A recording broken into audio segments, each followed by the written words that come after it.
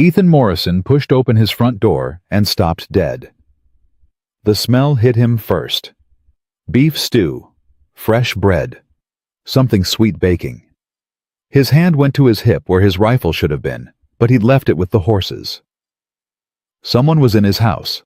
Someone had made themselves at home in the 3 weeks he'd been gone. He stepped inside, boots heavy on the wooden floor, and saw her standing at his stove, stirring something in his cast-iron pot, like she belonged there. Willa Hayes turned around, met his eyes without flinching, and said the last thing he expected. "Welcome home, Ethan. I hope you're hungry. Before we begin, please subscribe to our channel and stay with me until the end of this story. Comment below with the city you're watching from, so I can see how far this story has traveled." Ethan didn't move. Couldn't move. His muscles had locked up somewhere between the doorway and the impossible sight in front of him. "What are you doing in my house?" Willa set down the wooden spoon with deliberate care. "Making you supper." "I can see that. I'm asking why." "Because you've been gone 3 weeks, and I thought you might be tired of your own cooking. Or lack of it." He took another step inside, slow and cautious, like approaching a spooked horse. "How did you even know I was coming back today?"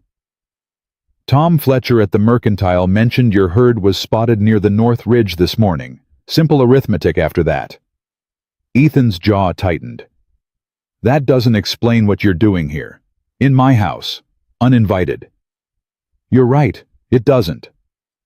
Willa wiped her hands on the apron she'd apparently found in his kitchen, the one that had belonged to his mother, packed away for years. "But I'm here anyway." "Mrs. Hayes?" "It's Miss Hayes now, has been for 2 years."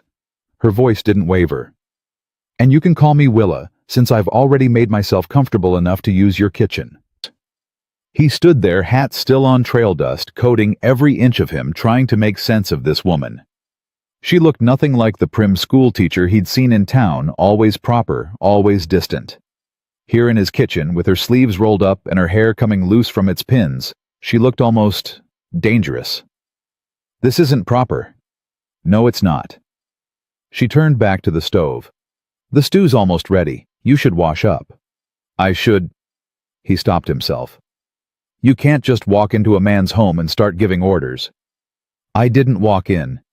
I used the key you keep under the loose board on the porch, 3rd one from the left."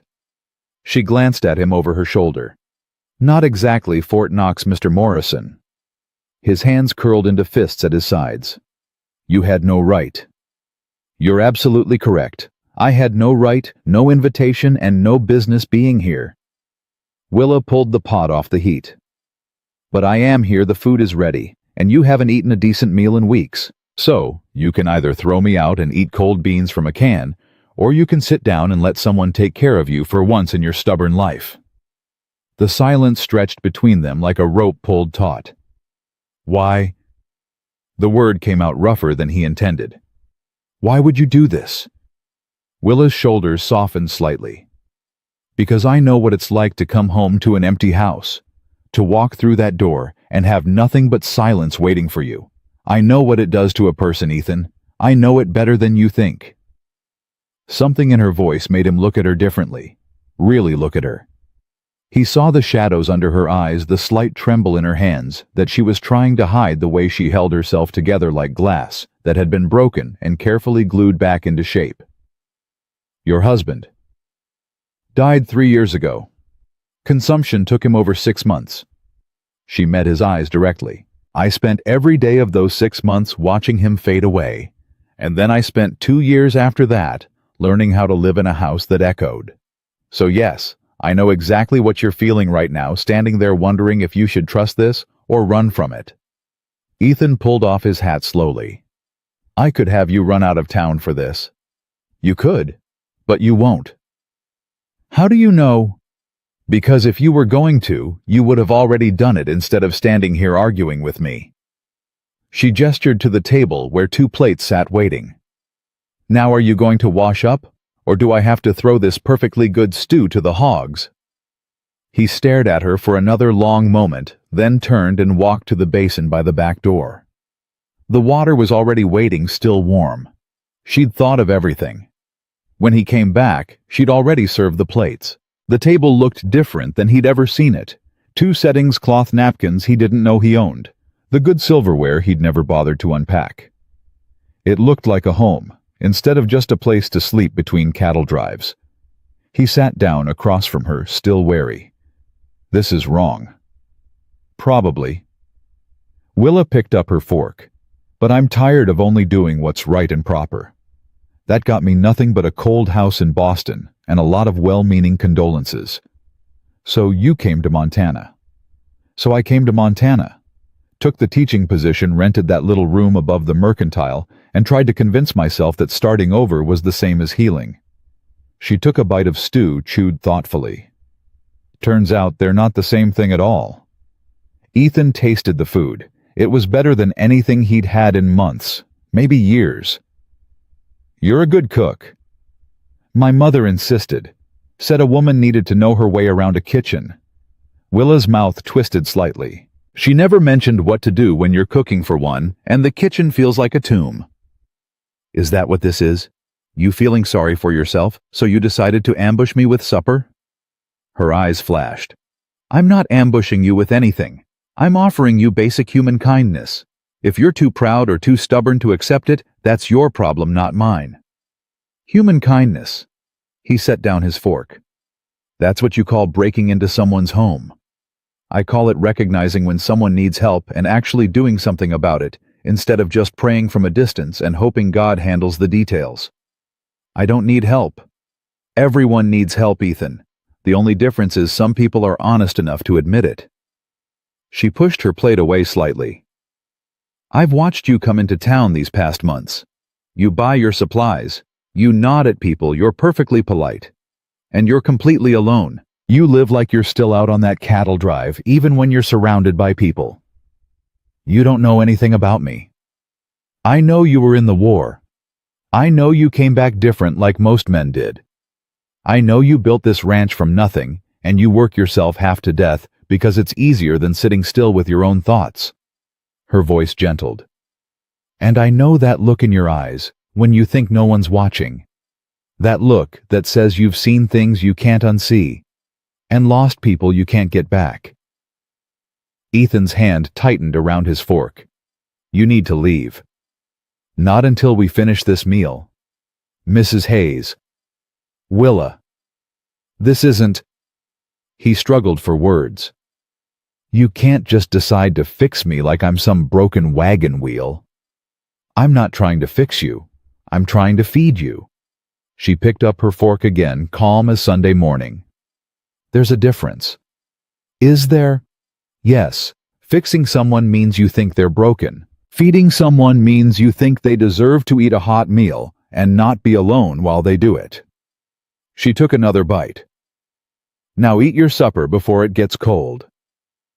He wanted to argue, wanted to stand up and tell her to get out of his house and stay out of his life. But the stew was good, and the company was unexpected, not unwelcome, which bothered him more than the breaking and entering. They ate in silence for a few minutes. Real silence, not the echoing kind that made him aware of every creak in the floorboards. How did you find the key? He finally asked. I didn't. I watched you hide it 2 months ago when you came back from your last drive and thought no one was looking. You were watching me. I watch everyone. It's what teachers do. We observe. Willa met his eyes steadily. And I noticed that you always check that board 3 times before you go inside, like you're making sure it's still there. Like you're making sure you can still get into your own home. He felt exposed, seen in a way he hadn't been since before the war. That's intrusive. That's honest. She stood and began clearing the plates. There's apple pie on the counter. I'll cut you a piece while you tell me what really happened out there on this drive. Nothing happened. We moved cattle, same as always. Liar. She sliced into the pie with practiced precision. You've got a bruise on your left temple that's about a week old, you're favoring your right leg, and your hands are shaking just enough that you think I won't notice. Ethan looked down at his hands. She was right. Stampede, 4th night out. Lost 2 steers and nearly lost Johnson when his horse went down. But you didn't lose him. No, got him out of the way just in time. He accepted the plate she handed him. Took a hoof to the head for my trouble. Hence the bruise. Hence the bruise. Willa sat back down with her own slice. Did you see a doctor? Didn't need one. That's not what I asked. No, I didn't see a doctor. He took a bite of pie to avoid looking at her. It was perfect. Happy. Not particularly, but at least you're being honest now. She ate slowly, deliberately. My husband used to do that. Refuse medical care, insist he was fine, keep working until he collapsed. By the time he finally admitted something was wrong, it was too late. The words hung in the air like smoke. I'm sorry. Don't be. You didn't kill him. The consumption did. She set down her fork. But I learned something from watching him die. I learned that pride is expensive, and stubbornness is deadly, and sometimes the bravest thing a person can do is let someone else help them. Ethan studied her across the table. You're not what I expected. What did you expect? Someone softer, more delicate. I was once. Boston society has very specific expectations for widows. Lots of black dresses and quiet weeping and appropriate grief. Her mouth hardened. Her mouth. I got tired of performing sadness for people who didn't actually care, so I came here. To teach school. To teach children, yes, but also to teach myself how to live again. She looked around his kitchen. Turns out it's harder than I thought. So you decided to practice on me. I decided to do something that scared me. Breaking into your house terrified me. Cooking this meal terrified me. Sitting here having this conversation absolutely terrifies me. Her voice dropped. But I'm tired of being scared of everything. Tired of living so carefully that I'm not really living at all. He understood that. Understood it better than he wanted to admit. This can't happen again. Why not? Because people will talk. They already talk. About you, about me, about everyone in this godforsaken town who doesn't fit into their neat little boxes.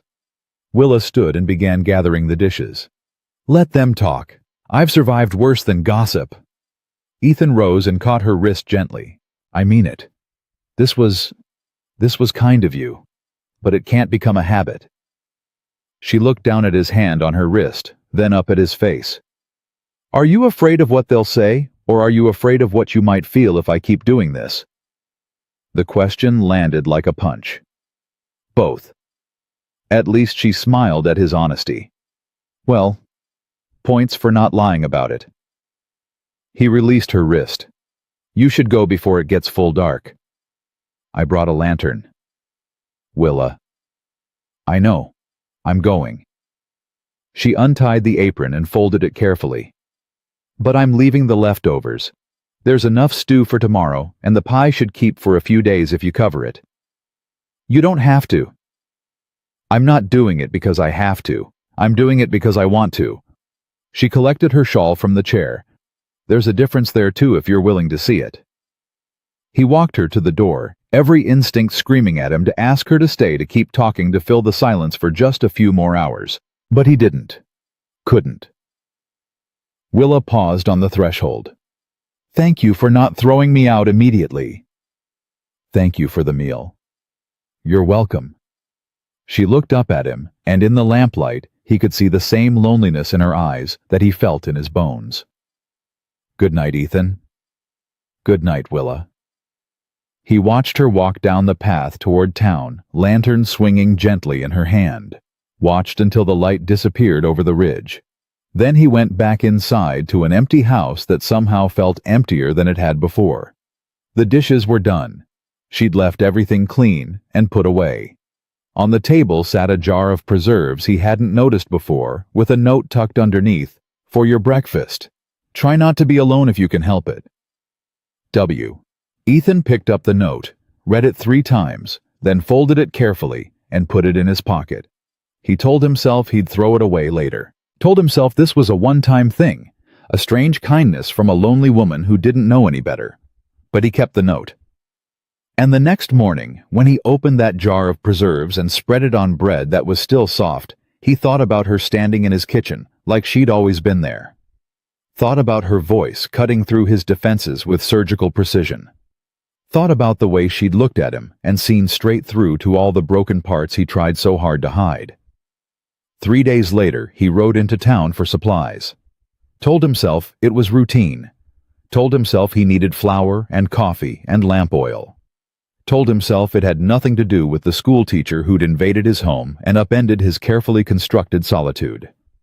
But when he passed the schoolhouse and heard her voice through the open window teaching children their letters, he stopped. Just for a moment. Just long enough to hear her laugh at something one of the students said. Tom Fletcher caught him staring. "She's something, ain't she? That Willa Hayes." Ethan grunted and kept walking. "Heard she made you supper the other night." He stopped cold. "Where'd you hear that?" "She bought ingredients, more than usual, right before you got back." Tom grinned. "This is a small-town Morrison. People notice things. People should mind their own business." "Maybe, but they won't." Tom leaned against the mercantile counter. "You could do worse, you know. She's smart, independent, got her own money.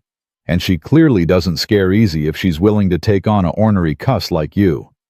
Nobody's taking on anybody. If you say so." Tom started tallying up supplies. "But if I were you, I'd at least thank her proper for the meal. Bring her some flowers or something. Show you've got manners." Ethan paid for his supplies and left without answering. But Tom's words stuck in his head like burrs on wool. Thank her proper. Like this was some kind of courtship instead of an unwanted intrusion. Except it hadn't felt unwanted. Not really. And that was the problem. He made it all the way back to the ranch before admitting to himself that he wanted to see her again.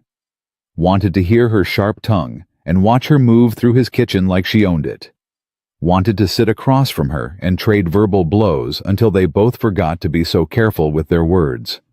That terrified him more than any stampede ever had. The next Sunday, he found himself in town again. Told himself he needed to check on a horse at the livery. Told himself it had nothing to do with the fact that Willa usually walked to church around this time. She rounded the corner in a blue dress that made her eyes look like storm clouds. Saw him standing there. Stopped. "Mr. Morrison?" "Miss Hayes." They stood 10 feet apart, a whole conversation happening in the silence. "Nice day," she finally said. "It is." "You're in town." "Needed to check on a horse." "On Sunday." "Horses don't observe the Sabbath." Her mouth twitched. "Neither do stubborn ranchers, apparently." He almost smiled. Almost. "I wanted to thank you for the meal. It was good." "You're welcome." And invasive. Also true.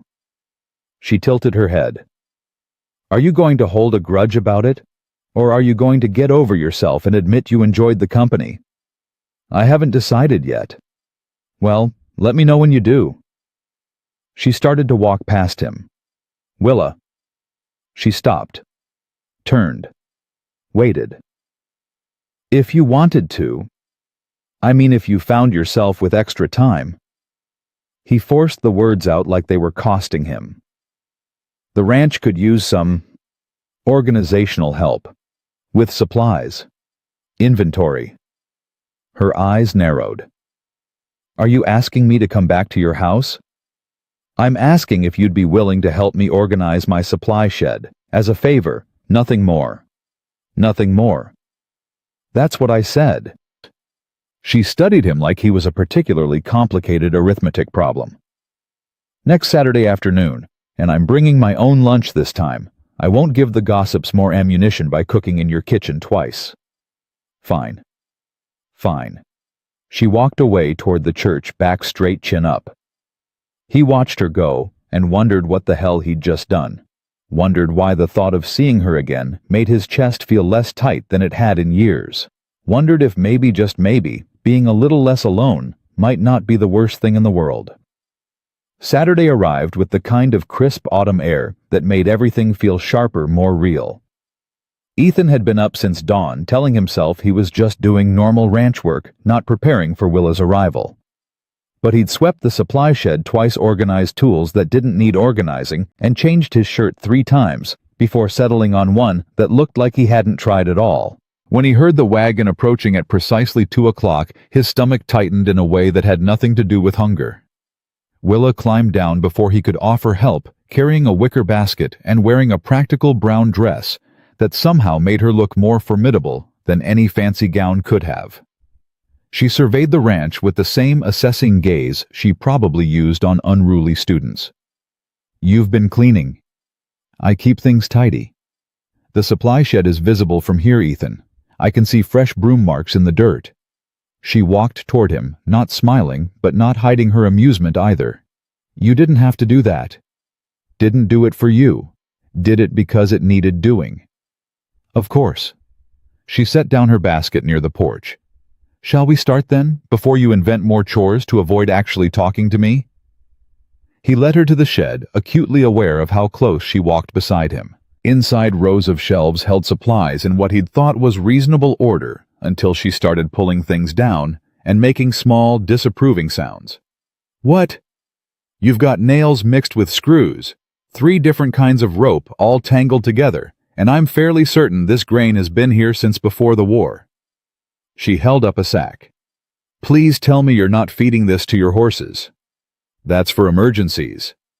"The only emergency this would help with is poisoning." She set it aside firmly. "This all needs to be sorted properly. Categories, labels, rotation schedule. I know where everything is. Do you know where your rat poison is stored relative to your animal feed?" He opened his mouth, closed it. "Point taken." They worked in silence for a while, her directing him moving supplies according to her increasingly specific instructions. She had a system for everything, and despite his initial resistance, he had to admit it made sense. "You're good at this," he said, stacking bags of grain in the order she'd specified. "I organize 30 children every day. This is simple by comparison." She wiped dust from her hands. "At least supplies don't argue back or put frogs in each other's lunch pails." "That happen often." "Last week. The Donnelly boy thought it would impress Sarah Miller." Willa shook her head. "I made him write 'frogs are not romantic gestures' 100 times. Ethan found himself almost smiling. Did it work? He's now leaving wildflowers on her desk instead. Slightly better, though, still against school rules. She paused, looking at him directly. "Why did you really ask me here, Ethan?" The question caught him off guard. "I told you, the shed needed organizing." The shed was fine, messy but functional. She crossed her arms. "So why?" He set down the sack he'd been holding. "I don't know." "Yes, you do. You're just afraid to say it. Maybe I wanted to see if that night was real. If you were real, or if I'd imagined the whole damn thing. And you're real." He looked at her standing there in his shed covered in dust, completely unbothered by the mess. "Too real. Is that a problem?" "I don't know yet." Willa moved closer, and he could smell the lavender soap she used. "I scare you." "You terrify me." "Good." Her voice softened. "You terrify me too. That makes us even." "How do you figure?" "Because I haven't let myself care about anyone since William died. Haven't wanted to. It was easier to be alone, to keep everything at a distance." She met his eyes. "And then I walked into your house and saw someone who understood that loneliness, and it terrified me, because suddenly I wanted something I'd convinced myself I didn't need anymore." His throat tightened. "What did you want?" "To not be invisible. To matter to someone who wasn't obligated to care." She reached out, touched his arm lightly. "To feel something other than numb." Ethan looked down at her hand on his arm. Such a small gesture, but it felt like the most dangerous thing that had happened to him in years. "I can't promise you anything." "I'm not asking for promises. I'm asking for honesty." Her hand dropped away. "Can you do that much?" "I can try." "Then try this.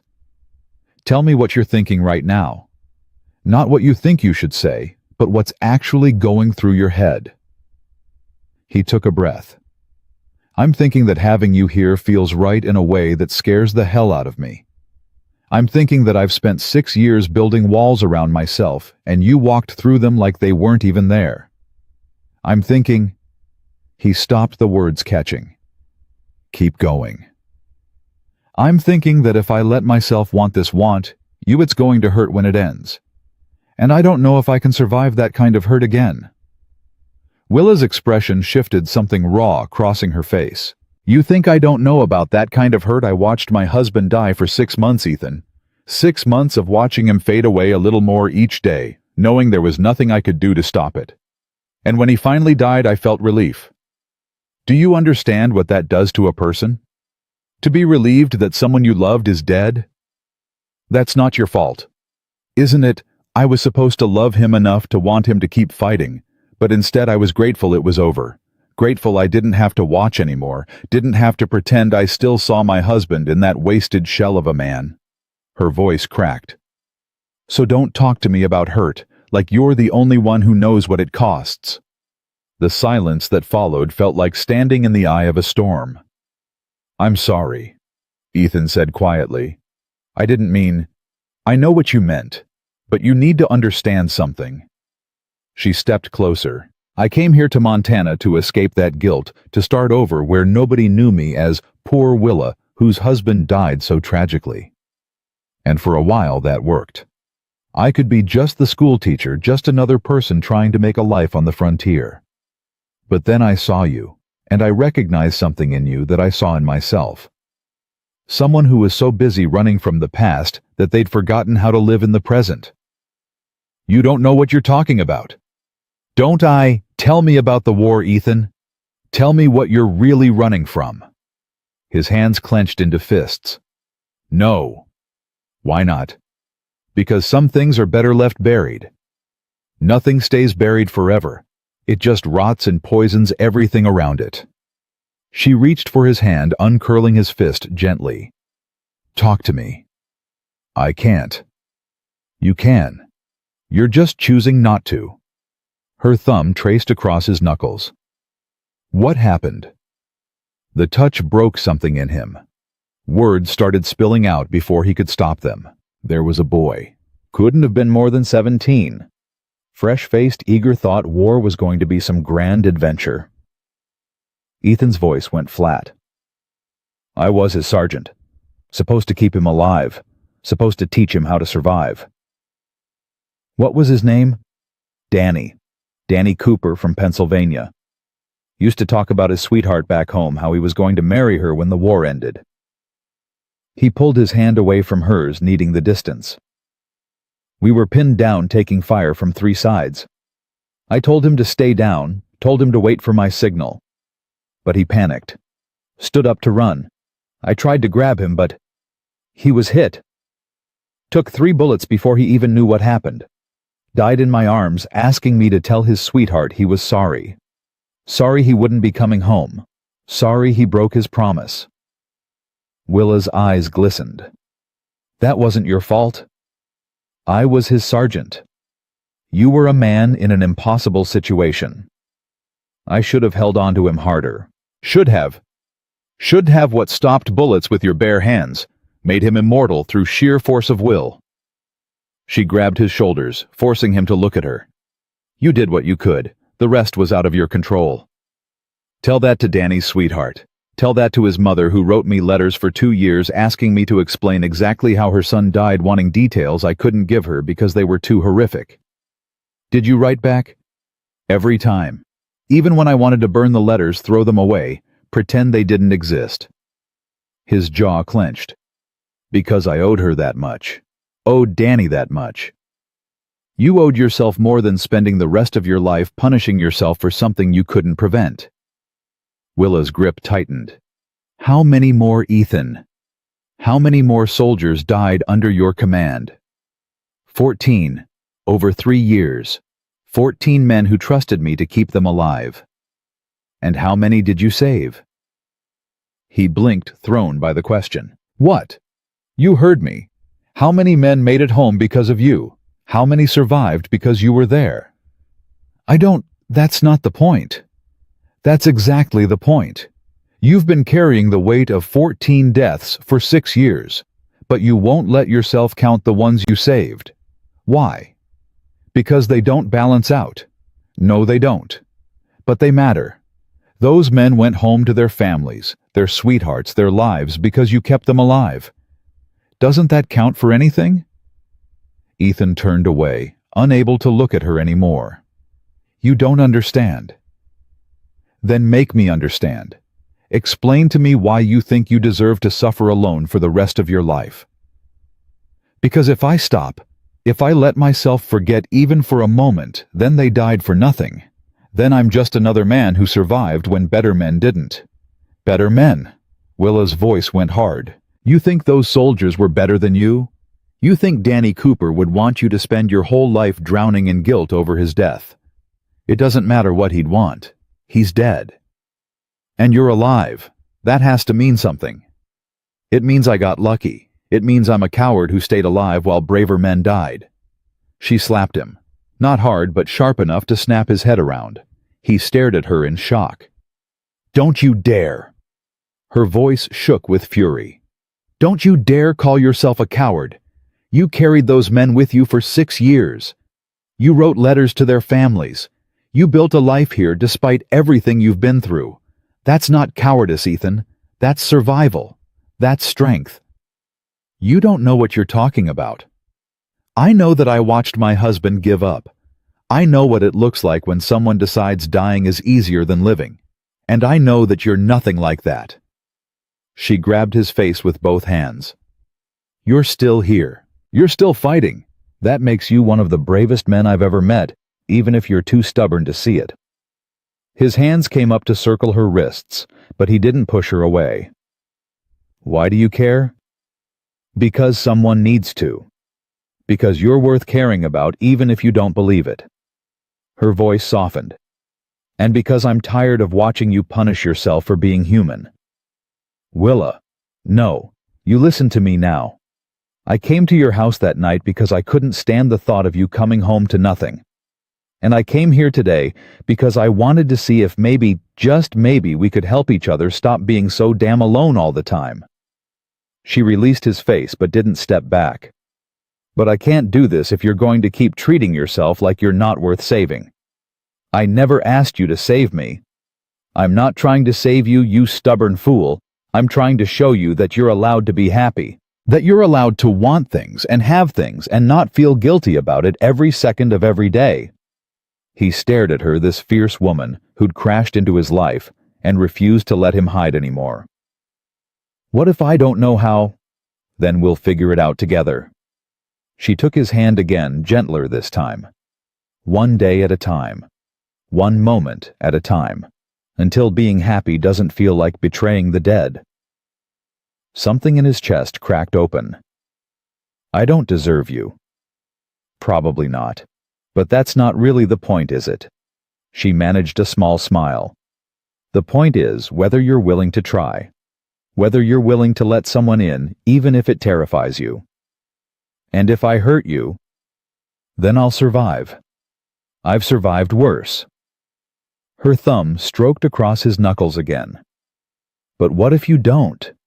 What if instead of hurt, we find something worth keeping?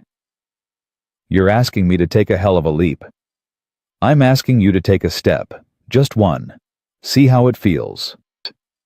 Ethan looked down at their joined hands, thought about Danny Cooper and all the others, thought about 6 years of isolation and guilt, thought about Willa standing in his kitchen with her sharp tongue and soft eyes offering him something he'd convinced himself he didn't deserve.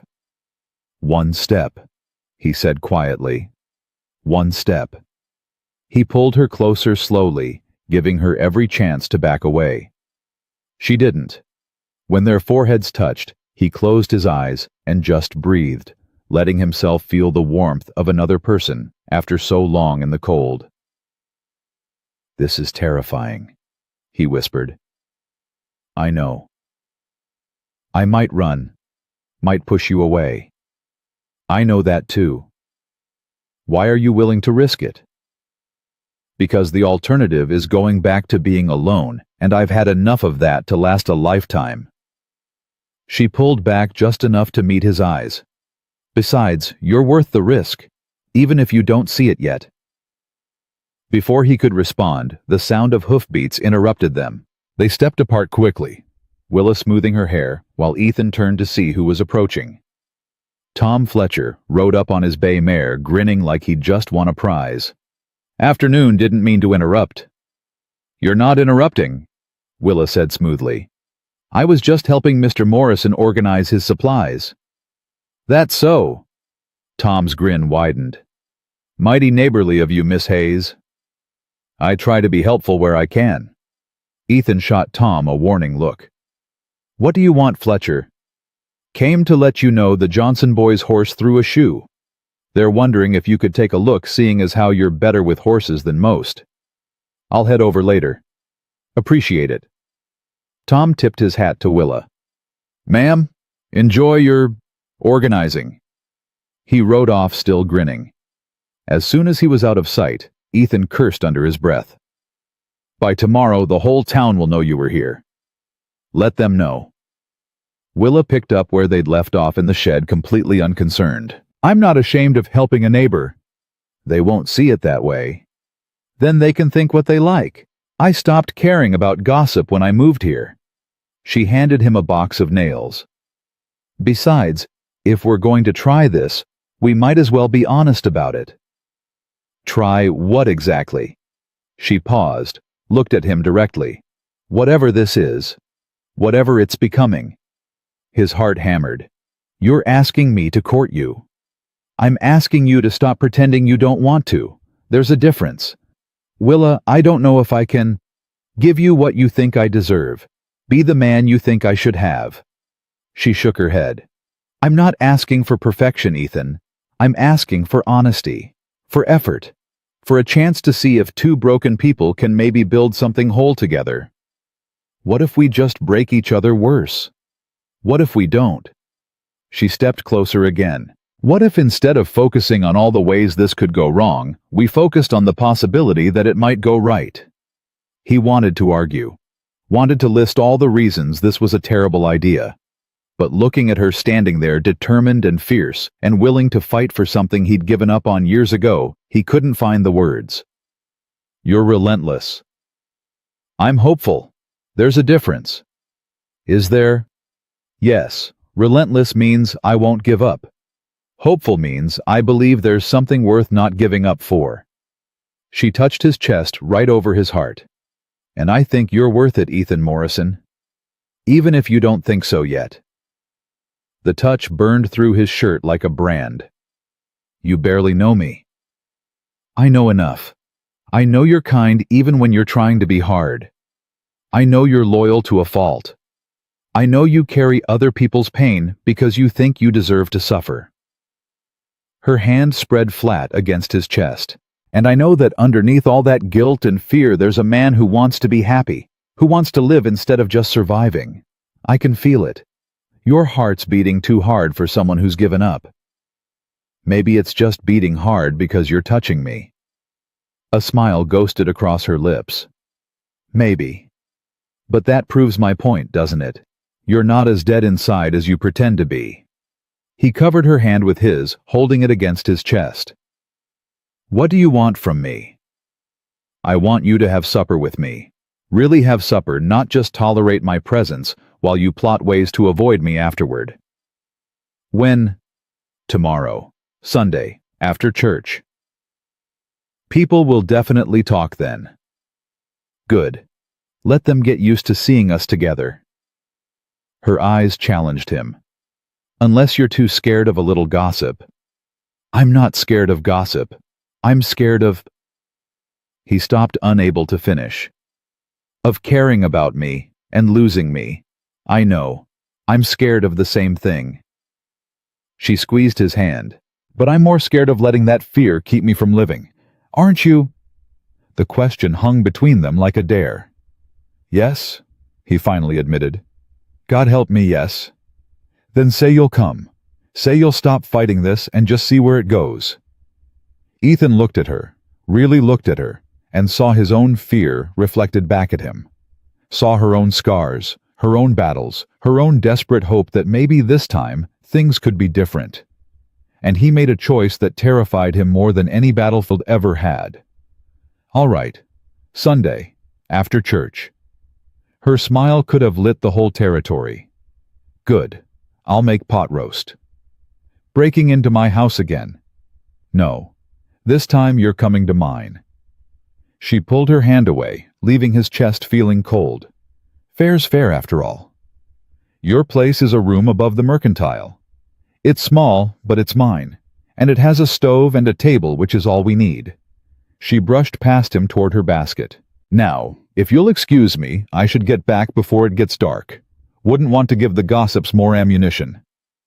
He followed her outside, watching as she climbed into her wagon with practiced ease. She looked down at him, and for a moment, everything else fell away. Thank you, she said quietly. For what?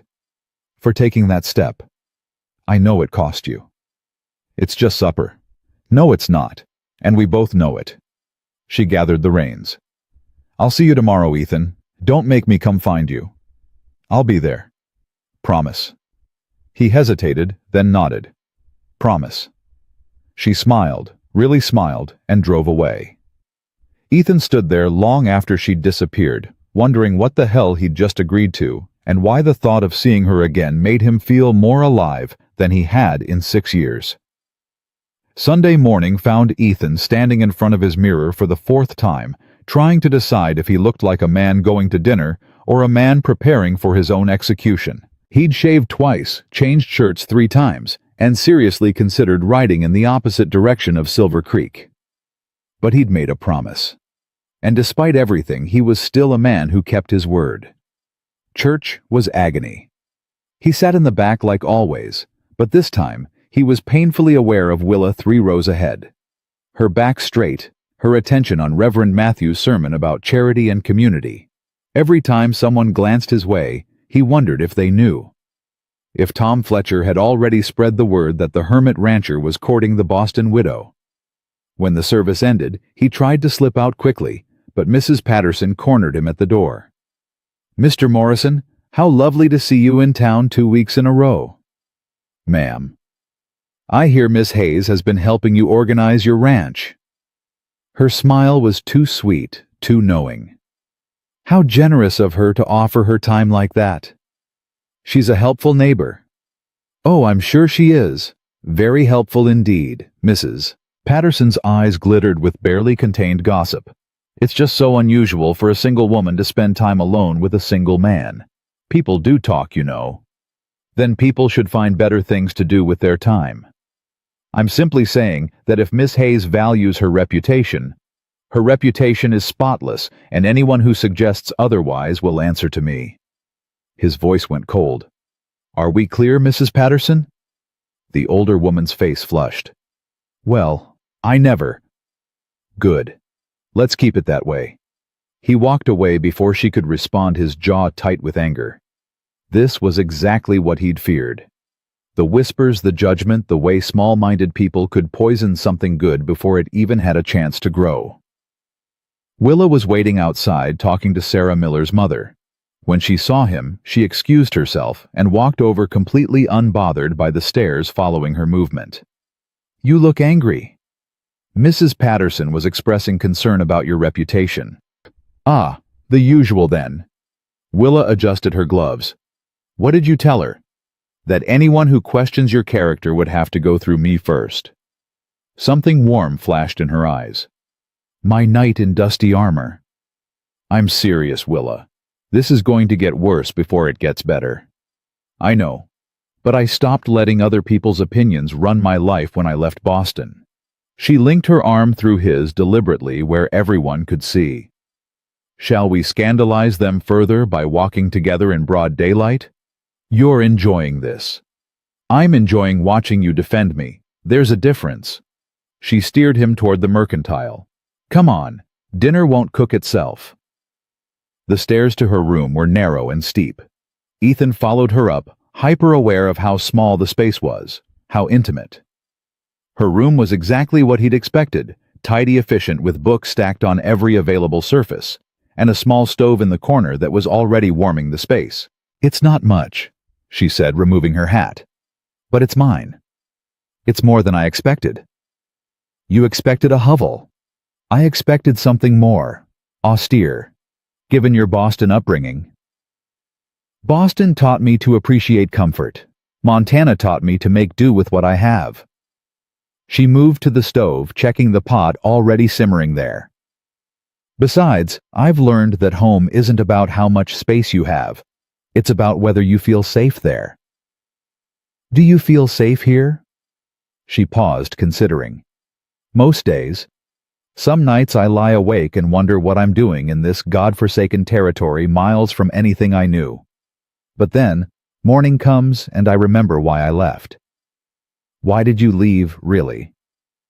"Because Boston was suffocating me with sympathy. Everyone wanted to help poor Willa, tragic Willa, the young widow who'd lost her husband so tragically." She stirred the pot with more force than necessary.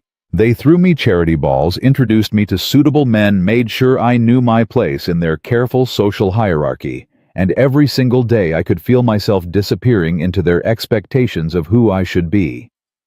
"So, you ran." "I left. There's a difference." She turned to face him. "Running implies you're escaping something. Leaving means you're choosing something different. I chose this. Chose the possibility of building a life on my own terms, instead of letting other people dictate what my grief should look like." Ethan moved closer, drawn by the fierce honesty in her voice. "Do you regret it?" "Some days, when the wind cuts through these walls, and I'm burning my last candle to grade papers. When students look at me like I'm some exotic creature that wandered into their town. When men like Tom Fletcher make assumptions about why a woman my age is still unmarried." She met his eyes. "But then I have days like yesterday. Days when I remember why taking risks is worth it. Because of me. Because of possibility. Because of the chance that maybe I'm not done living yet." She reached up, touched his face gently. "You feel the same way. I can see it in your eyes. You're terrified that wanting something means you'll lose it, but you want it anyway." "Willa." The door banged open. Ethan spun around to find Tom Fletcher standing there, face flushed with urgency. "Morrison, you need to come. Now." "What's wrong?" "It's your ranch. Smoke visible from the North Ridge. Could be a grass fire spreading toward your buildings." Ethan's blood went cold. "How long ago?" "Spotted it 20 minutes ago. Came straight here." He was already moving toward the door when Willa grabbed his arm. "I'm coming with you."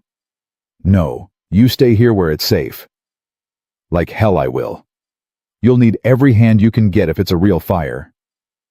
"Willa, this isn't—" "Don't you dare tell me what I can or can't do. I've fought fires before.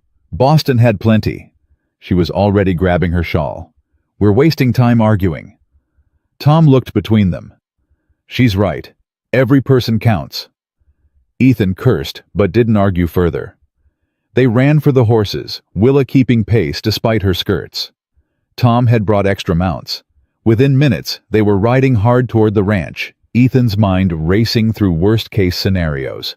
But when they crested the ridge, his stomach dropped. It wasn't a grass fire. It was his barn. Flames were already consuming the northern wall smoke, billowing black against the sky. "The horses!" Willa's shout cut through his shock. He was off his mount before it fully stopped running toward the barn. He could hear the animals screaming inside, smell the acrid smoke mixing with hay and leather. The heat hit him like a physical blow, but he pushed forward anyway. "Ethan, wait!" Willa's voice desperate behind him. He ignored her, plunging into the smoke. The world became heat and darkness, and the terrified sounds of horses trying to break free from their stalls. He found the first one by feel, fumbling with the latch, yanking it open. The horse bolted past him toward the light. 2 more. He had 2 more horses inside. The smoke was thicker now, choking, blinding. He dropped low, crawling toward where he knew the stall should be. Found another latch, opened it.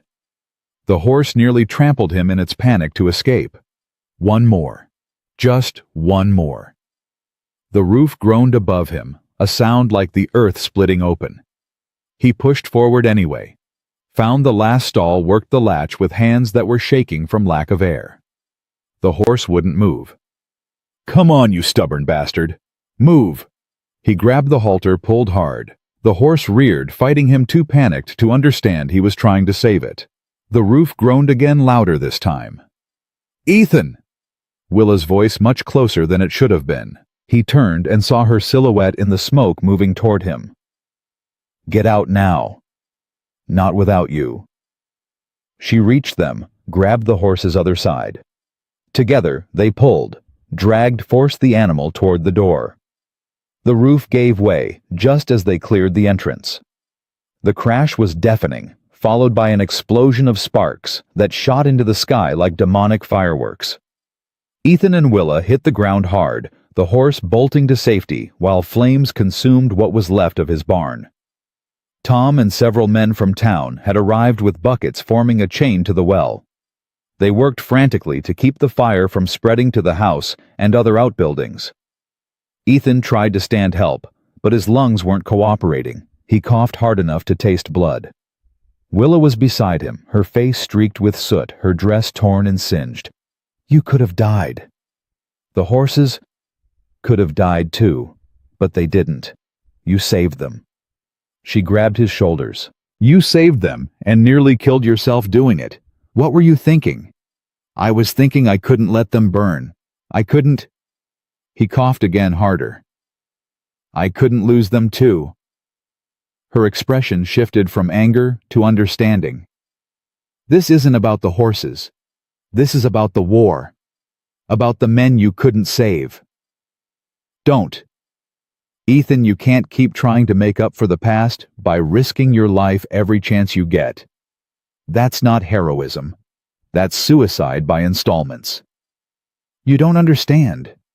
I understand that you ran into a burning building without thinking, without planning, because some part of you thinks you deserve to suffer, that you deserve to die for surviving when others didn't." She shook him slightly. "But I need you to understand something right now. You matter. Your life matters. And if you throw it away trying to atone for sins you didn't commit, then what was the point of any of this? The point of us. Of this." Her voice cracked. "Of me standing here terrified that I just watched you die because you value yourself so little that you'd rather burn than live." The raw pain in her voice cut through his smoke-addled thoughts. He reached for her face, wiped away the tear cutting through the soot on her cheek. "I'm sorry."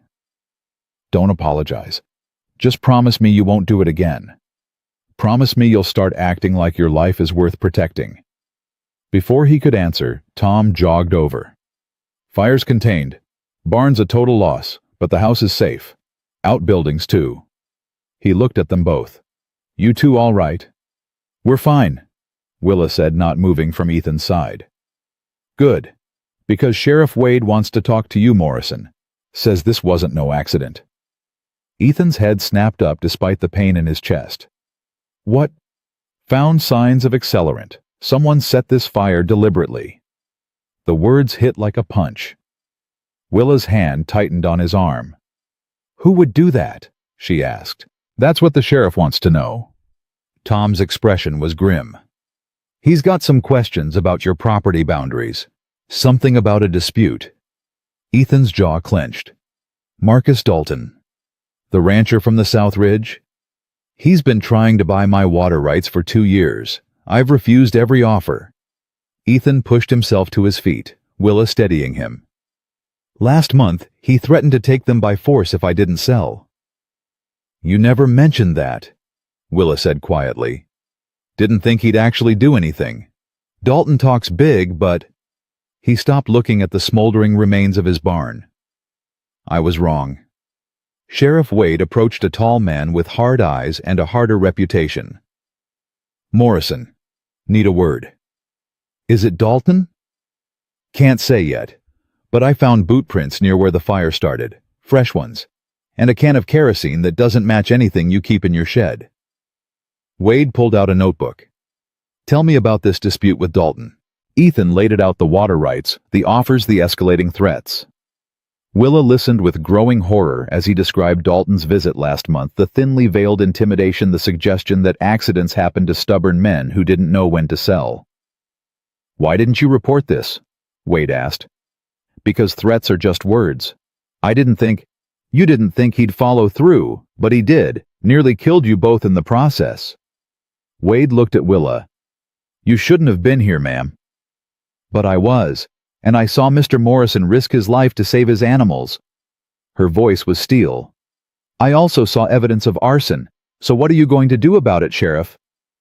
"My job, but I need Morrison to press charges, officially." "Consider it done," Ethan said immediately. "Good. I'll need a statement, both of you." Wade closed his notebook. "And Morrison, watch your back. If Dalton's willing to burn your property, he might be willing to do worse." The sheriff walked away, leaving them standing in the aftermath of destruction. Ethan looked at what remained of his barn, years of work, reduced to ash and blackened timber. He should have felt devastated, should have been calculating the cost, the time to rebuild, the setback this represented. Instead, all he could think about was the woman beside him, who'd run into smoke and fire without hesitation, who'd risked herself to help save his horses, who was looking at him now with an expression that made his chest tight for reasons that had nothing to do with smoke inhalation. "You could have died," he said quietly. "So could you. But we didn't." She took his hand. "We're both still here. You shouldn't have come in after me. And you shouldn't have gone in alone. But we're both stubborn fools, so I suppose we're well matched." Despite everything, he almost smiled. "Well matched. Isn't that what I've been trying to tell you?" She leaned against him, and he wrapped an arm around her shoulders, without thinking. "We're better together than we are apart." Tom cleared his throat from a respectful distance. "Morrison, some of us are going to stay and keep watch tonight. Make sure nothing else catches. You should get cleaned up, see a doctor about those lungs." "I'm fine." "You're not fine," Willa said firmly. "You're coughing blood and you can barely stand. We're going to Doc Miller's right now." "Willa, don't argue with me. I just watched you nearly die once today. I'm not going to watch it happen in slow motion because you're too stubborn to see a doctor." He wanted to protest, but the look in her eyes stopped him. It wasn't just concern, it was fear. Raw, genuine fear that he might actually be hurt worse than he realized. "All right, Doc Miller's." They rode back to town slowly. Ethan's breathing labored, Willa never straying more than a few feet from his side. By the time they reached the doctor's small office, his vision was starting to blur at the edges. Doc Miller took one look at him and immediately started preparing for treatment. "Smoke inhalation, possibly some burns. Miss Hayes, I'll need you to wait outside." "I'm staying." "This isn't proper." "I don't care about proper. I'm staying." Her voice left no room for argument. Miller sighed, but didn't push. He examined Ethan thoroughly, listening to his lungs, checking his hands and face for burns, asking questions about pain and breathing that Ethan answered through gritted teeth. "You're lucky," Miller finally said. "No serious burns, but your lungs took a beating. You need rest. No heavy work for at least a week." "A week I can't." "You can, and you will." Willa cut him off. "Unless you want permanent damage." "Listen to the lady," Miller said dryly. "She's got more sense than you do." Ethan slumped back against the examination table, suddenly exhausted. The adrenaline was wearing off, leaving behind pain and the crushing reality of what had happened. His barn was gone. Someone had tried to destroy his ranch, and he'd nearly gotten Willa killed in the process. "This is my fault," he said quietly. "How is someone else's arson your fault?" Willa asked. "Because I should have seen it coming. Should have taken Dalton's threats more seriously. Should have what? Read his mind, predicted the future." She moved to stand in front of him. "This is not your fault, Ethan. This is the fault of a greedy man who thinks he can take what doesn't belong to him through violence and intimidation. But you were there. You could have been hurt because I..." I was there because I chose to be. Because when someone I care about is in danger, I don't run away. I run toward them." She took his hands, soot-stained and scraped. "And yes, I was terrified. We might both die in that barn. But I would make the same choice again in a heartbeat. Do you understand what I'm saying?" He looked at her, really looked at her, and saw it written clearly in her eyes. She wasn't just talking about the fire, she was talking about them, about this thing growing between them that neither of them could name yet, but both of them felt. "I can't promise to keep you safe," he said roughly. "I'm not asking you to. I'm asking you to let me stand beside you while we both try to stay alive and build something worth fighting for." She squeezed his hands. "Can you do that? Can you stop trying to protect me from every possible danger and just let me choose to be here?" The question hung in the air between them, weighted with everything they'd been through, everything they'd survived. "I don't know how." "Then learn. We'll learn together." She leaned in closer. "Because I'm not going anywhere, Ethan Morrison. Not because of gossip, not because of fire, and certainly not because you're too stubborn to admit you need someone." "Need someone," he echoed. "Is that what this is?" "It's part of it. The other part is wanting someone, choosing them, deciding that despite all the risks and dangers and possibilities for heartbreak, they're worth it." Her voice dropped to almost a whisper. "You're worth it, even if you don't believe it yet." Doc Miller cleared his throat loudly. "I'm going to step outside for a few minutes. Give you two some privacy. Try not to tax his lungs too much, Miss Hayes." The door closed behind him. Silence filled the space, heavy with unspoken words. "Willa?" Ethan started, then stopped, unsure how to finish. "I know. It's too fast, too soon, too dangerous." She brought his hand to her cheek. "But I'm done living my life in fear of what might happen. I'm done choosing safety over possibility. And I'm done pretending I don't feel what I feel when I look at you." "What do you feel?" "Hope, terror, possibility." She smiled, soft and sad. "The beginning of something that could either heal us both or break us completely. And I'm willing to risk finding out which one it is. Are you?" His answer came in the form of pulling her closer, resting his forehead against hers, breathing in the scent of smoke and lavender, and everything that was her. "Yes," he whispered. "God help me, yes." They stayed like that for a long moment, breathing together, letting the decision settle between them like something sacred and terrifying. When Doc Miller knocked gently and re-entered, they pulled apart, slowly, reluctantly. "I'm prescribing rest and clean air," Miller said, pretending he hadn't seen anything. "And Miss Hayes, I'm prescribing that you make sure this stubborn fool actually follows orders." "I can do that." "Good. Because if he doesn't, those lungs will scar permanently." Miller handed Ethan a small bottle. "Tonic. Twice a day. Tastes like hell, but it'll help with the coughing." They left the office together, stepping into late afternoon sun that felt too normal after everything that had happened. People stared as they walked down the main street, Willa's hand tucked into the crook of Ethan's arm, like she belonged there. "They're all looking," he said quietly. "Let them look. I'm tired of caring what they think. Your reputation is my own to manage, not theirs." She squeezed his arm. "Besides, after today, I think we're past worrying about propriety." Mrs. Patterson stood outside the general store, her mouth a thin line of disapproval. She opened it to speak, but Willa cut her off with a smile sharp as broken glass. "Lovely day, isn't it, Mrs. Patterson? Despite the fire and attempted murder, I mean." The older woman's mouth snapped shut. Ethan felt something like pride surge through his chest. They made it to Willa's room without further interruption. She unlocked the door, ushered him inside, and immediately began heating water on the stove. "What are you doing?" "You need to wash. You're covered in soot and ash and probably half a barn." She pulled out a basin, started gathering cloths. Sit. I can clean up at home. Your home is currently surrounded by men watching for another fire. You're staying here until we figure out what happens next. Willa, I can't stay in your room. The scandal will be exactly the same whether you stay an hour or all night, so you might as well be clean and rested while people gossip.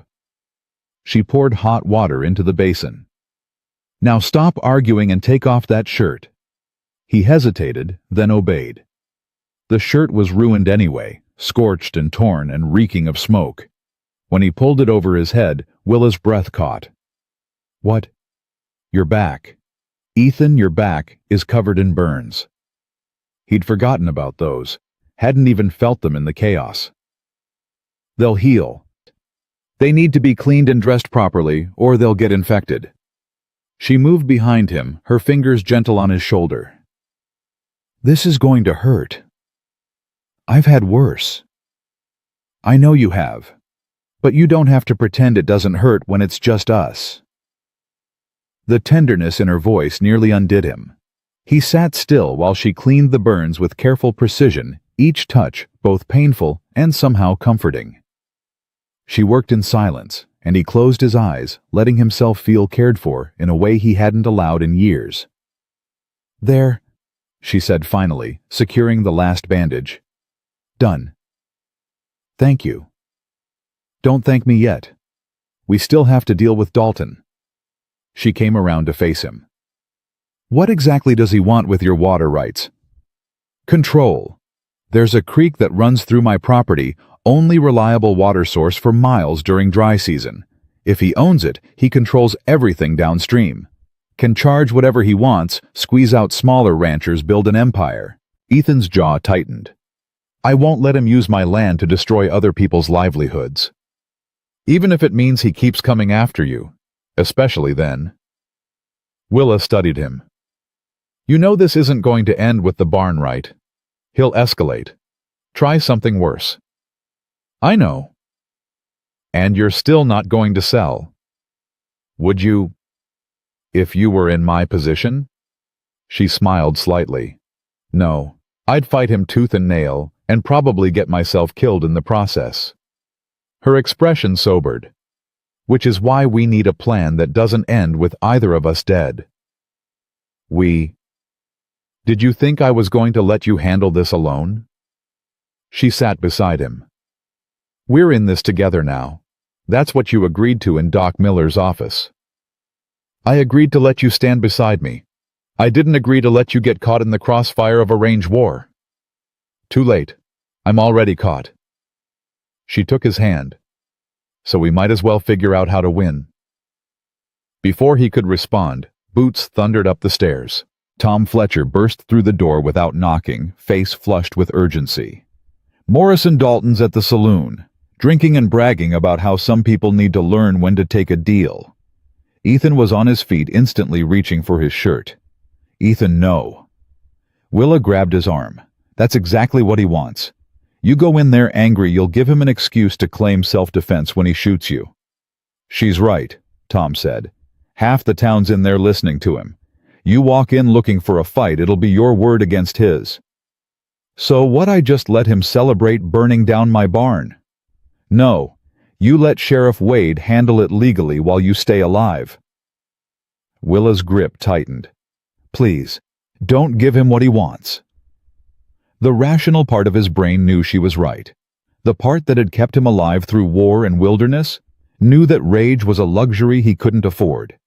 But the part that had just watched his livelihood burn wanted blood. I need to do something. Then do something smart, not something stupid. She stood still, holding his arm. Tom is Wade at the saloon. Last I saw, he was headed that way. Good. Then he'll handle Dalton, and we'll handle rebuilding. She looked at Ethan. That's how we fight him. Not with fists or guns, but by refusing to be broken. By building back stronger than before. He wanted to argue. Wanted to storm down to the saloon and make Dalton answer for what he'd done. But looking at Willa's face, seeing the fear she was trying to hide beneath determination, he forced himself to breathe. All right, we rebuild. Tom let out a relieved breath. Smart choice. I'll go make sure Wade knows what Dalton's saying. Might be enough to bring him in for questioning. After Tom left, Ethan sat down heavily, the fight draining out of him. I hate this. Hate feeling powerless. You're not powerless. You're choosing strategy over emotion. That takes more strength than throwing punches. Willa knelt in front of him. And you're not alone in this. I meant what I said. We rebuild together. You don't have to. Stop telling me what I don't have to do. I'm choosing this. Choosing you. Choosing us. Her eyes blazed. So unless you're planning to push me away, you're stuck with me. I don't want to push you away. Then don't. Let me help. Let me be part of this. He pulled her up to sit beside him, kept her hand in his. I'm not used to this. Having someone who wants to stay. I'm not used to wanting to stay. But here we are. She leaned her head on his shoulder. Terrified and scarred and choosing each other anyway. They sat in silence as the light faded outside. Eventually, Willa made them both eat something, bread and cheese, that tasted like sawdust, but filled the empty spaces. When full dark fell, she lit lamps and pulled out her schoolwork grading papers while Ethan dozed fitfully in her only chair. He woke to shouting outside. Willa was already at the window looking down at the street. What is it? Dalton. He's drunk, and he's got men with him. Her voice was tight. They're heading toward the Mercantile. Ethan moved to the window, saw Marcus Dalton swaying in the street with 3 hired hands flanking him.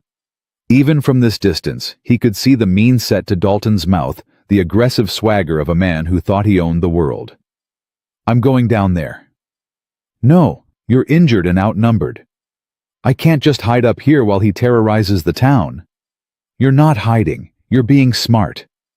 But her hand was already reaching for her shawl. Though if you're going down there, I'm coming with you. Absolutely not. Then you're staying here. She blocked the door. I'm not letting you walk into a fight you can't win. Willa. No, I didn't pull you out of a burning barn just to watch you get shot in the street. Her voice shook. Please, just wait. Let Wade handle this. But Wade wasn't anywhere in sight. And Dalton was getting louder, shouting about cowards who wouldn't face him like men. Where's Morrison? Dalton bellowed. Where's that stubborn son of a bitch who thinks he's better than everyone else? Ethan's hands clenched into fists. Every instinct screamed at him to go down there to defend himself, to fight. But Willa was right. It was a trap. Dalton wanted him to react, wanted an excuse to escalate this into violence. He's trying to provoke you, Willa whispered. Don't give him the satisfaction. I know. Then why are you shaking? Because standing here doing nothing while he threatens everything I've built is killing me. He forced himself to breathe. But you're right. This is what he wants. Below, Sheriff Wade finally appeared, moving with deliberate calm toward Dalton. That's enough, Marcus. Go home and sleep it off. I don't take orders from you, Wade. I take orders from God and my bank account, and both tell me I'm in the right. Burning down a man's barn isn't right by any standard. I didn't burn nothing. Can't prove I did either. Dalton grinned ugly and triumphant. But I'll tell you what I'm going to do.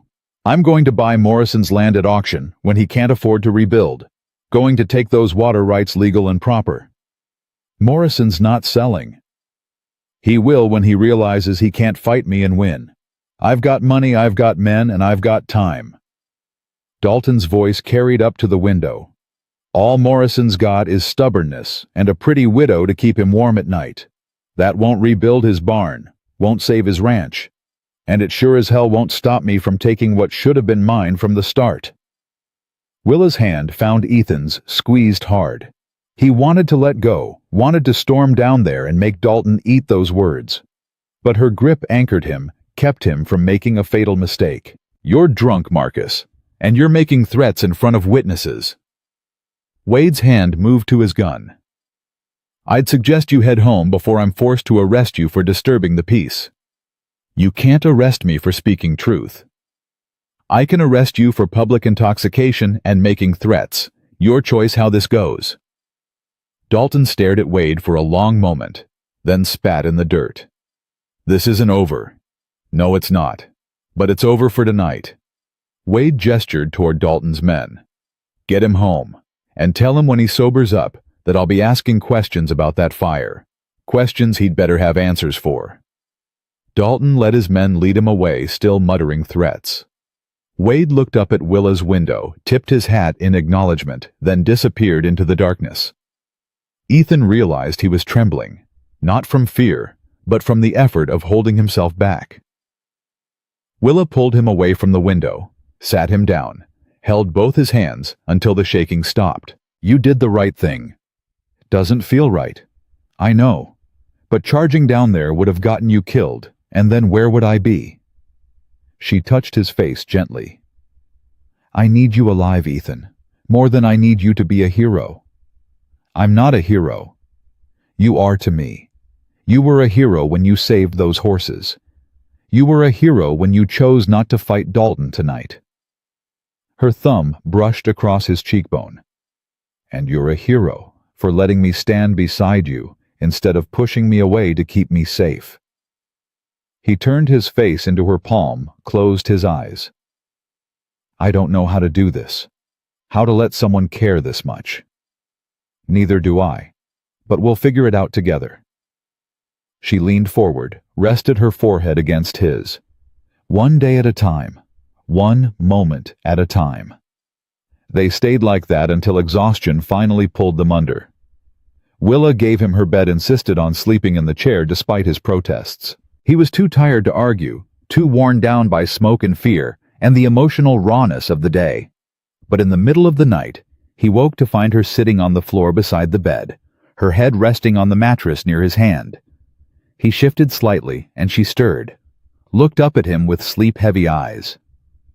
"What are you doing on the floor?" "Couldn't sleep in the chair. Kept worrying you'd stop breathing." "Willa, don't. Don't tell me I'm being ridiculous.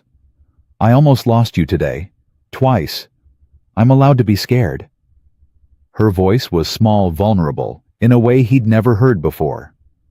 He moved over, made room on the narrow bed. "Come here." "That's not proper." "I don't care about proper anymore. Get up here before you freeze on that floor." She climbed up beside him, carefully keeping space between them. But when he wrapped an arm around her and pulled her close, she didn't resist. Just curled into him like she belonged there, her head on his chest, her breath warm against his neck. "This is going to be complicated," she whispered. "I know. People are going to talk. Let them.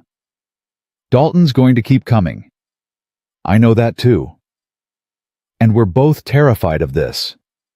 "Yes." She was quiet for a moment. Then, "But you're not going to run." "No, I'm done running." He held her tighter. "Are you done running or done being afraid?" "Either. Both." "I don't think I'll ever be done being afraid. Fear keeps us alive." She pressed closer. "But I'm done letting fear make my decisions for me. Done choosing safety over happiness." "Is that what this is, happiness?" "It could be, if we let it." She tilted her head up to look at him in the darkness. "Can we let it? Can we choose this despite everything?" He thought about Danny Cooper and all the others. Thought about 6 years of guilt and isolation. Thought about standing in that burning barn, certain he was going to die, and his only regret being that he'd wasted so much time being afraid to live. "Yes," he said, and meant it more than he'd meant anything in years. She kissed him, then soft and sweet and tasting of salt from tears he hadn't seen her cry. He kissed her back, pouring 6 years of loneliness into it. 6 years of wanting something he'd been too scared to reach for. When they finally pulled apart, both breathing hard, she smiled against his mouth. "Well, that's new. Good new or bad new? Terrifying new, which I'm starting to think is the same as good new." She settled back against his chest. "Go to sleep, Ethan. We'll deal with everything else in the morning." But morning came too fast and brought problems with it. Tom Fletcher was pounding on the door before dawn, shouting about smoke. Ethan and Willa jerked awake, untangling themselves in a panic. "What is it?" Ethan called through the door. "It's the schoolhouse. Someone set it on fire." Willa went white. "The children's work, the books, everything." She was out the door before Ethan could stop her, running down the stairs in her nightdress and bare feet. He grabbed his boots and followed, heart pounding. The schoolhouse was already engulfed when they arrived, flames eating through the wooden structure like it was made of paper. Willa stood frozen, watching months of work disappear into smoke. "All of it," she said numbly. "All their primers. The books I brought from Boston. The letters they wrote to their families." "We can replace books," Ethan said, putting his hands on her shoulders. "Not the letters. Not their work." She turned to him, eyes blazing. "This was Dalton. He couldn't get to you through the barn, so he's going through me." "You don't know that. I know that my schoolhouse is burning the day after I stood beside you publicly. I know that Dalton threatened you, and now he's destroying everything I've built here." Her voice shook with rage. "This is my fault. I made myself a target by caring about you. No, this is Dalton's fault. Only his. But if you hadn't, what shown kindness, offered help, stood up to bullies." He gripped her shoulders tighter. "You can't blame yourself for someone else's cruelty. Watch me." She pulled away, staring at the flames. "I should have known better. Should have kept my distance. Should have protected what I had instead of risking it for what? For me." The words came out sharper than he intended. "Is that what you were about to say? That you should have protected your precious safe life instead of risking it for someone damaged like me?" "That's not what I meant." "Then what did you mean, Willa? Because it sounds like you're regretting everything that's happened between us." "I'm regretting that my students will have nowhere to learn, that their families trusted me to educate their children, and now I have nothing to offer them." Tears cut through the soot on her face. "I'm regretting that being with you has made me a target for a violent man who will apparently stop at nothing to get what he wants." "Then maybe you should walk away. Be safer without me." She stared at him like he'd slapped her.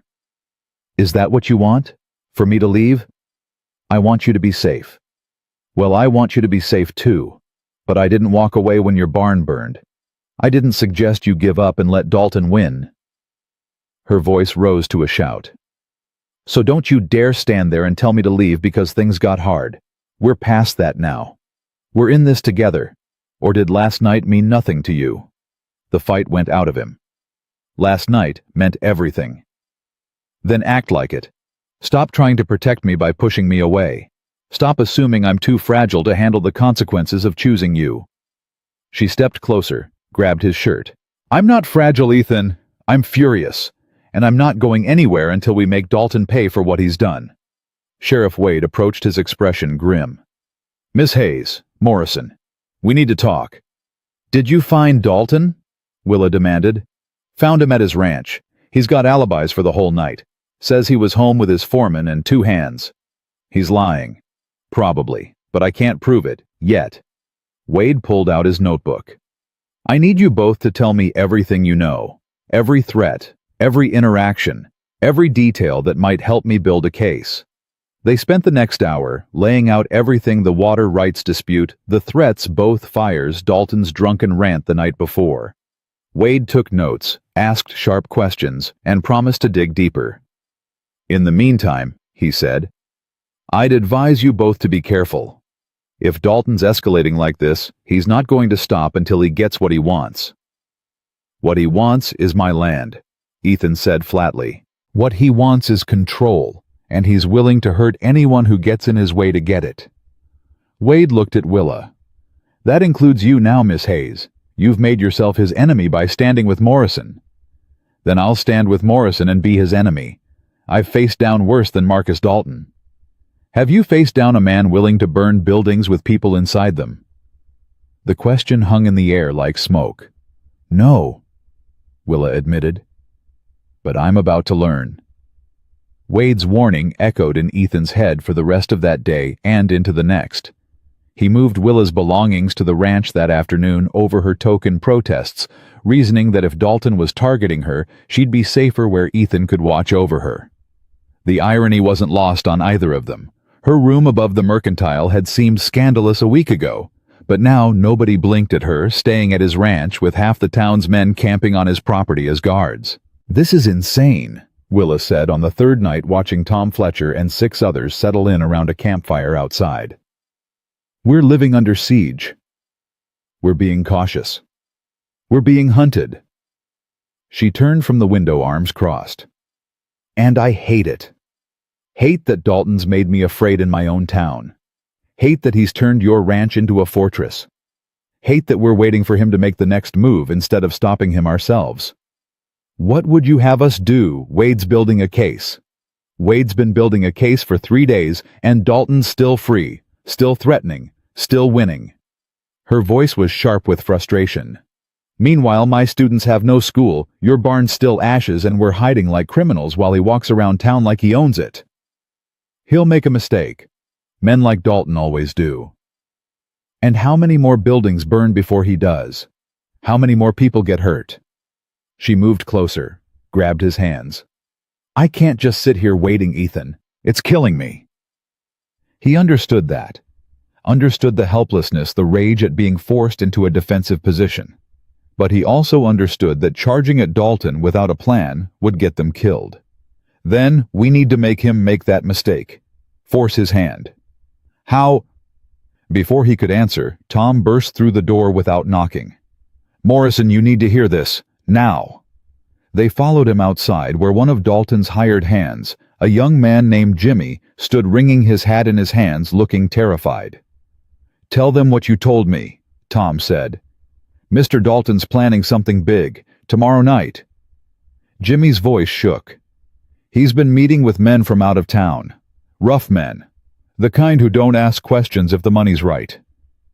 Ethan's blood went cold. "What kind of something?"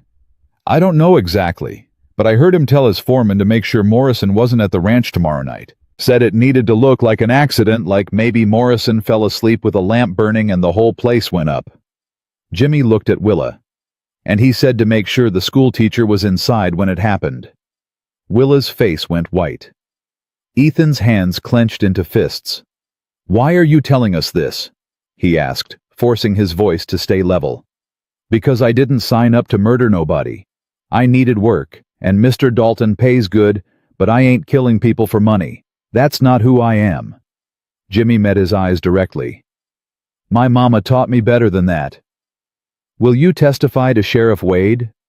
"I will. But I don't know if it'll be enough. Dalton's got half the county in his pocket. Judges, lawmen, politicians." Jimmy's shoulders slumped. "He always wins. That's just how it is." "Not this time," Willa said, her voice like iron. "This time he's going to lose." "Ma'am, with all respect, you don't know what you're up against. Dalton's is a bully who thinks money and violence make him untouchable, but he's wrong." She looked at Ethan. "We're going to prove it, tomorrow night." "Willa, what are you thinking?" "I'm thinking we give Dalton exactly what he wants. We make him think we're at the ranch tomorrow night. Make him commit to this plan. And then we catch him in the act with witnesses he can't buy or threaten." Tom shook his head. "That's too dangerous. If something goes wrong." "Then we'll handle it. But I'm done being afraid. Done letting him control our lives through fear." She grabbed Ethan's arm. "We end this tomorrow, one way or another." It was a terrible plan. Reckless and risky, and likely to get them killed. But looking at Willa's fierce determination, at the way she was choosing to fight instead of hide, Ethan couldn't bring himself to argue. "We'll need Wade on board," he said instead. "Then let's go convince him." Sheriff Wade listened to their plan with increasing skepticism, but Jimmy's testimony finally swayed him. By midnight, they had a strategy, dangerous, yes, but possible. Wade would hide men around the ranch. Ethan and Willa would appear to be inside, but would actually be positioned to witness whatever Dalton tried. When he made his move, they'd have him dead to rights with multiple witnesses. This only works if everyone plays their part perfectly, Wade warned. One mistake, and people die. We understand the risks, Willa said calmly. Do you? Because from where I'm sitting, you're betting your lives that Dalton's arrogance will make him sloppy. That's exactly what we're betting on. She looked at Ethan. And I think we're going to win. The next day crawled by with agonizing slowness. Ethan and Willa made a show of going about normal business. Her visiting the temporary classroom set up in the church basement, him checking on his horses, and meeting with suppliers about barn materials. To anyone watching, they looked like two people trying to rebuild their lives despite the threats. But underneath, they were preparing for war. As sunset approached, they returned to the ranch together, lit lamps in the windows, moved around inside, making shadows that would suggest they were settling in for the night. Then they slipped out the back, circled around to the position Wade had designated, and waited. What if he doesn't come? Willa whispered. Then we try again tomorrow. And if he does come, then we finish this. She leaned against him, and he wrapped an arm around her shoulders. They sat in silence as darkness fell completely, watching the ranch house glow with false occupation. I'm scared, she admitted quietly. So am I. But you're not running. Neither are you. She tilted her head up to look at him. When this is over, when we win, what happens then? We rebuild. The barn, the school, our lives. He touched her face gently. Together. Together. She echoed and kissed him like it might be the last time. Movement in the darkness made them pull apart. 4 men on horseback approached the ranch slowly, deliberately. Even in the dim starlight, Ethan recognized Dalton's bulk on the lead horse. Here we go, Wade whispered from his position nearby. They watched Dalton and his men dismount, saw one of them pull out containers, lamp oil probably, or something worse. Dalton gave quiet orders, and the men spread out around the house. Wait for it, Wade breathed. Dalton himself approached the front door, tried the handle, found it locked as expected. He stepped back, nodded to his men. Now, Wade said, and chaos erupted. Lanterns flared to life all around the property, illuminating Dalton and his men in harsh light. Wade's deputies emerged from hiding, guns drawn. Marcus Dalton, you're under arrest for attempted arson and conspiracy to commit murder. Dalton spun around, saw the trap, and his face twisted with rage. You've got nothing. I was just checking on my neighbor's property. Heard there might be trouble. Save it for the judge. We've got witnesses, including one of your own men who turned state's evidence. Wade gestured to his deputies. Take them. Dalton's men surrendered immediately, but Dalton himself reached for his gun. Everything slowed down. Ethan saw the movement, saw Wade's hand go to his own weapon, saw Willa start to stand. Don't! Ethan grabbed her, held her down as Wade fired a warning shot into the air. Draw that weapon, and I will shoot you dead where you stand. Wade said, his voice deadly calm. Your choice. For a long moment, Dalton's hand hovered over his gun. Then slowly, he raised both hands. Smart choice, Wade said. Cuff him. As the deputies secured Dalton, he caught sight of Ethan and Willa emerging from their hiding spot. His eyes went wide, then narrow with hatred. You think you've won? You think this changes anything? Dalton spat toward them. I've got lawyers, I've got money. I'll be out by morning, and you'll still be a nobody rancher with a burned barn and a whore. Ethan's fist connected with Dalton's jaw before the word was fully formed. The rancher went down hard, blood streaming from his split lip. That's for calling her that, Ethan said quietly, shaking out his hand. Wade sighed. I probably should arrest you for that. But you won't, Willa said, moving to stand beside Ethan. No, I probably won't. Wade pulled Dalton to his feet. Get him out of my sight before I let Morrison hit him again. They watched as Dalton and his men were loaded into a wagon, their threats and protests fading as they were taken away. When the last sound of hoofbeats disappeared, silence fell over the ranch. Is it really over? Willa asked. The immediate danger. Yes. The legal fight. That's just beginning. Wade holstered his weapon. But you've got enough witnesses and evidence to make sure Dalton pays for what he's done. Jimmy's testimony alone will probably put him away for attempted murder. Thank you, Sheriff. Don't thank me. Thank yourselves for being brave enough to fight back. Wade tipped his hat. And maybe next time come to me before you set up a sting operation. We'll consider it, Ethan said. After Wade left, Ethan and Willa stood in front of his house. Their house now, he realized, and just breathed. The threat was gone. Dalton was in custody. They'd survived. We did it, Willa said, her voice shaking. We actually did it. You did it. This was your plan.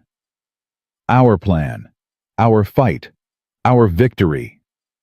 She turned to him, threw her arms around his neck. We won, Ethan. We stood up to a bully, and we won. He held her tight, buried his face in her hair, and let himself feel the relief. The triumph, the overwhelming gratitude that they were both still alive. I love you, he said, the words surprising him as much as her. She pulled back to look at him, eyes wide. What? I love you. I'm terrified of it, and I probably don't deserve it, but I love you. He cupped her face in his hands. And I don't want to waste another day pretending I don't. Tears spilled down her cheeks. You stubborn, impossible, beautiful man. I love you too. Have since the night I walked into your house uninvited and you looked at me like I was either crazy or dangerous. You're both. So are you. She laughed through her tears. We're perfect for each other. He kissed her, then long and deep and full of promise.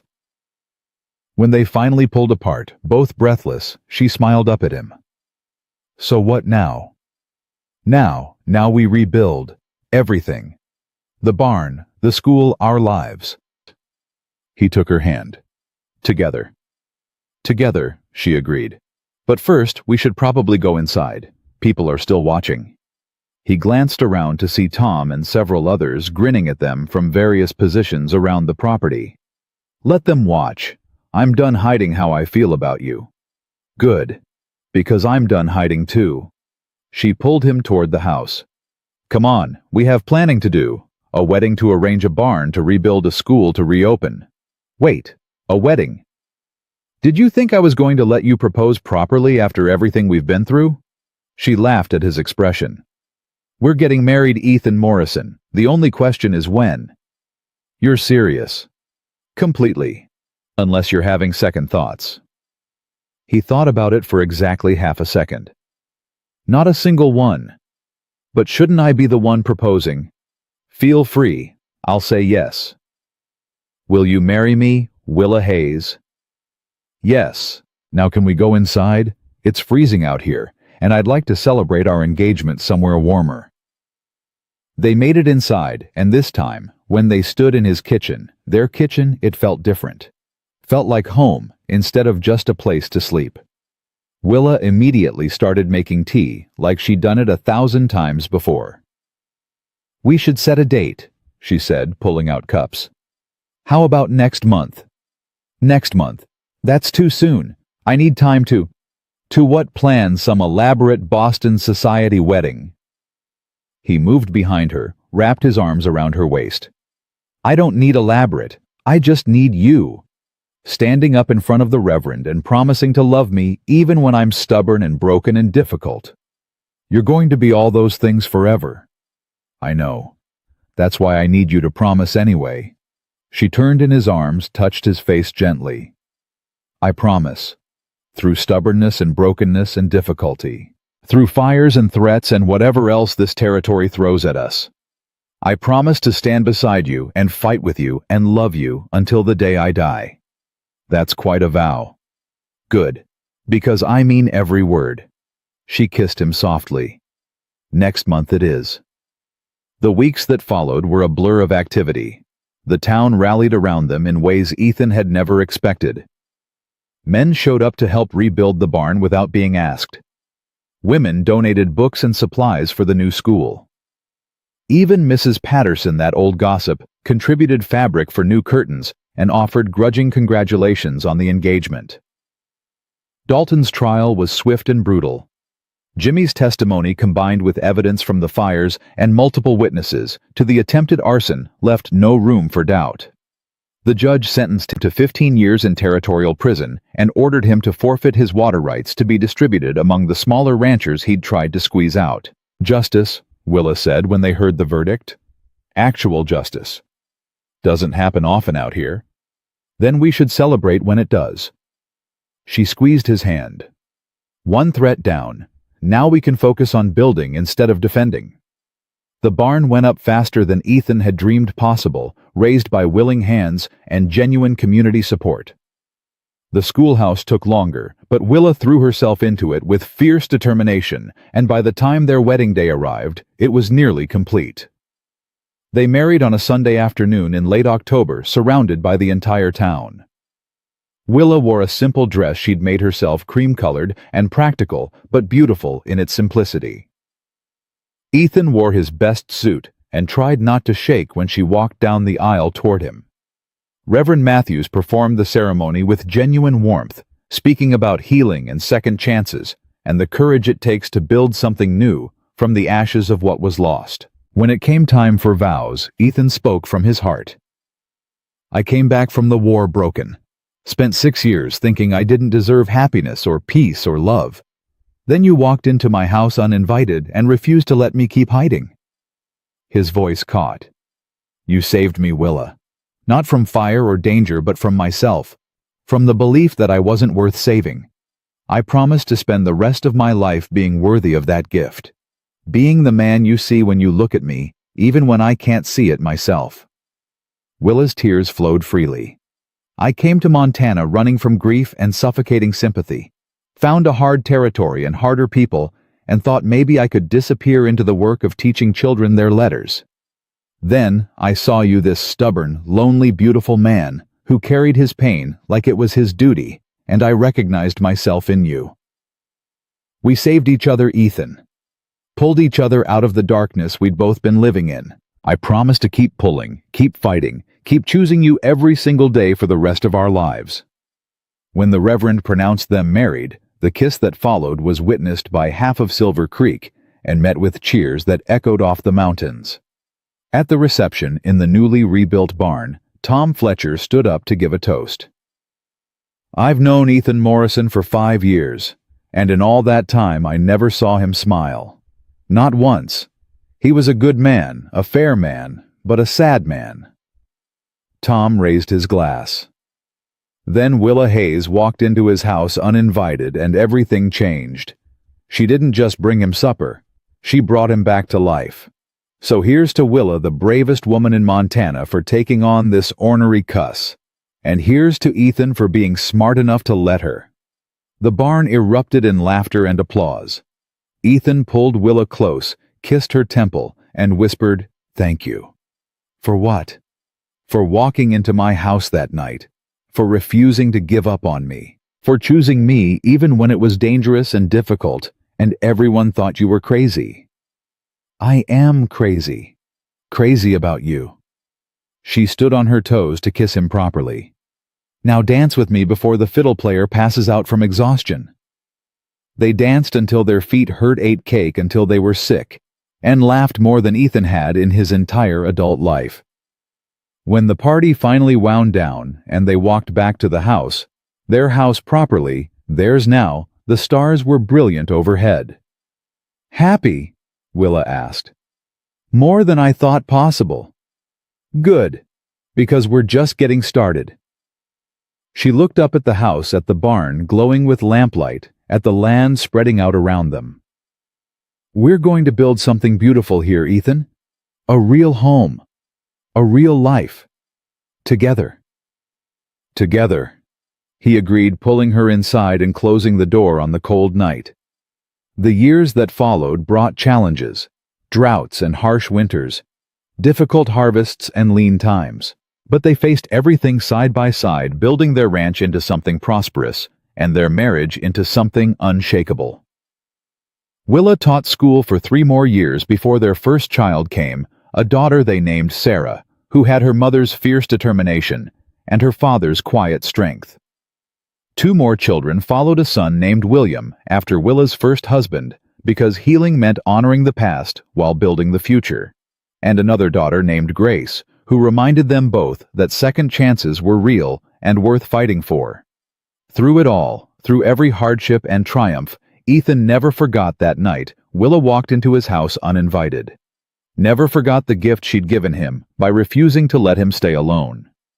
Never forgot that love sometimes meant taking the risk, making the first move, choosing possibility over safety. And every year on their anniversary, he made her the same meal she'd made that first night, beef stew and fresh bread and apple pie. And they ate it together at the same table, remembering where they'd started and celebrating how far they'd come. Because they'd both learned the most important lesson of all, that healing doesn't happen alone, that love requires courage, and that sometimes the best things in life come from taking the chance. Opening the door and letting someone walk in uninvited to offer you their heart along with supper. They built a life worth living, a love worth fighting for, and a legacy worth leaving together.